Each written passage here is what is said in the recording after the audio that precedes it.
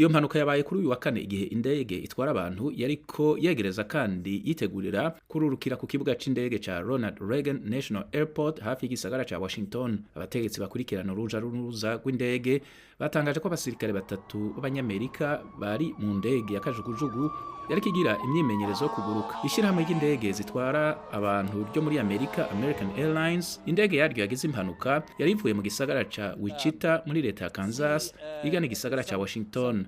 Yatangaje ko iyo ndege yarimwo abantu 60 n'abantu 4 bayikorako. Abategetsi bajejwe gutabara mu kiganiro bahaye abamenyesha makuru ntibemeje abapfuye mu mpanuka yabaye kuri uyu wa kane. Batangaje ko ico bashimikiye ko muri iki gihe ari igikorwa cyo gutabara abo barokotse. Abajijwe nimba hari abo barokotse, umukuru w'abajejwe kugwanya imiriro mu karere ka Washington DC, John Donnelly, yavuze ko batarabimenya neza ko yamara bariko barakora ibishoboka byose muri iyo nzira. Donnelly yatangaje ko abajejwe gutabara bagera ku 300 bariko bagerageza kurondera bari muri izo ndege zibiri zasekanye zikagwa mu ruzi Potomac. Yatangaje ko aho ibisigarira by'izo ndege zibiri biri ari mu mazi y'ugo ruzi atabona neza kandi akanye cyane. Senateri wo ku rwego rw'igihugu aturuka muri leta ya Kansas, Roger Marshall, yabwiye amenyesha makuru ko bagandariye imiryango y'ababo baguye mu mpanuka yo kuri uyu wa kane. Yatangaje ko kubatakaza bibabaje cyane. Perezida wa Amerika Donald Trump rubuga rwiwe Truth Social yavuze ko impanuka yo kuri uyu wa kane ibabaje cyane. Yatangaje ko ari impanuka abantu ari gushobora kwirinda ngo ivyabaye si vyiza na gato.